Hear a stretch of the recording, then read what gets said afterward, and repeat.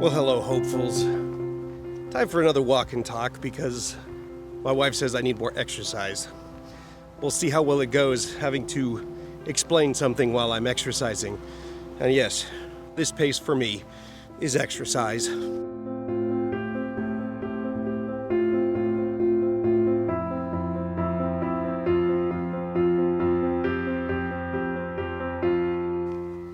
So I ran across an anthill today. Pretty big one. Nice big red ants, or mean big red ants.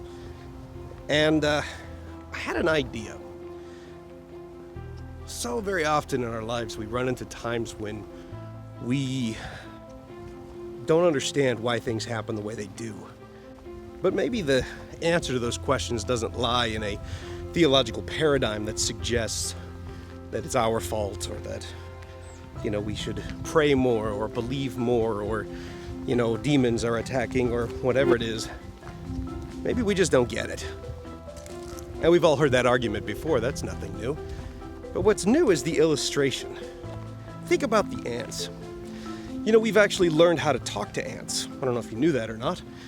Ants communicate through pheromones, which are little smelly chemicals, if you're unfamiliar with that. And they really only have a handful of things that they can say to each other. They can say, food is this way. They can say, danger is this way. And they can say, I'm dead, which I think is a little odd because we can't say that and be correct. In fact, they did a study one time. They figured out how to create the I'm dead pheromone, and they put it on an ant who wasn't dead. And that ant stopped moving, waited for his brothers to come pick him up.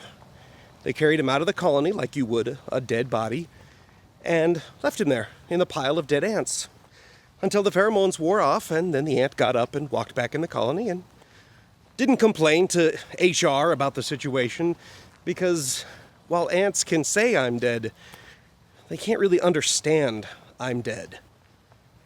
Now, I enjoy ants. I think they're fun to watch. I've never had an ant farm because I didn't want them escaping, but I've seen them before, and I'm fascinated by the way they communicate, the way they cooperate without communicating, and the amazing things they're able to do as a group. But how do I communicate to an ant that I find you fascinating? But if I had an ant farm and I thought the ants were cool and I enjoyed watching them and I felt affection for them and a desire to protect them and provide for their needs with, sugar, water, it's not a lot of needs. How do I communicate that to the ants? How do I tell the ants I care about you? Because they don't. They don't. They don't have those complex emotions, those complex thoughts. Even the ant that died, they just took him out and left him because he was dead, or so they thought. And then when the pheromones wore off, he went back in. Nobody was like, oh my gosh, you're back, we missed you. And he didn't say, how dare you think I'm dead? Didn't you see me moving? Because they don't have thoughts like that. So how do I communicate to a species that doesn't have complex thoughts, the complex thoughts that I have, even when those thoughts are about them? You can't. There's no word in ant for I love you. There's no word in ant for you're fascinating. The best we can come up with would be the only positive message they had, and that's food's this way. So I could tell the ant, hey, food's toward me. They would come get food from me. And I could offer them food, and they would be like, oh, now I have food. But they're not grateful because they can't be, because that's not part of who they are. There's no word in their language for that. There's no capability of comprehension.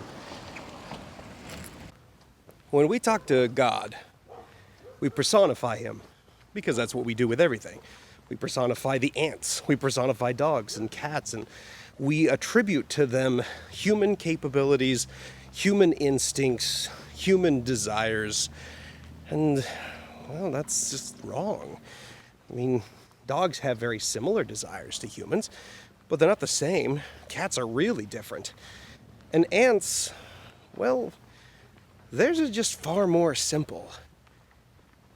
They obviously have more thoughts than just food this way, danger this way, and I'm dead. But they don't communicate those things. It's still all just instinct. I think that's why it's so impressive that they can do what they do. But with God, when we personify Him, we limit Him. And we make assumptions about Him that get us into all kinds of trouble.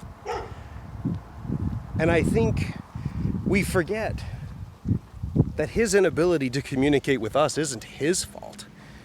It's ours. I mean, when I tell an ant, I'm fascinated by you and I think you're so much fun to watch, he's not going to get it.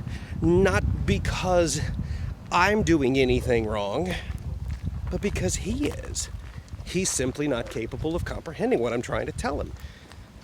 And if I took that sugar bowl away from him because it had gotten, I don't know, some chemical in it or something, I fogged the house and the pesticide got in the sugar water because I forgot to put it away or something like that, the ant might say, why is my food gone? What happened? Now, he's not going to question me. He doesn't even know I exist. And even though I try to communicate with him, he'll never really get it. And I think that's how it is with God. We're never really going to get it. Paul says, when I was a child, I acted like a child and I behaved like a child. And when I grew up, I put away childish things. He was talking about how now we are children. Now we don't get it. Now we see as through a glass darkly. But then we will know fully, even as we're fully known. There's something about this life and this flesh that is distinct from God so much that while we think that we understand God's motives and His personality and His will, the truth is we don't. We don't get it. He communicates to us through some ways that we understand. He says, I love you. He calls Himself our Father. He died on the cross for us. He did things that we could understand. But that doesn't mean we fully understand what He's trying to say. Just because we understand part of it doesn't mean we understand all of it. Think about the ant. He follows the trail to the food that I gave him, but it doesn't mean he knows how I feel about him. And that's the problem.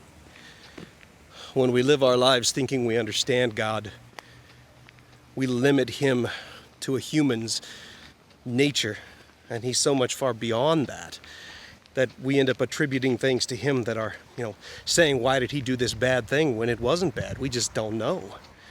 Why didn't He do this good thing? We just don't know. We're not capable of understanding those things because He's so far beyond who we are. I want you to remember that next time you think that God has done you wrong, cheated you out of something.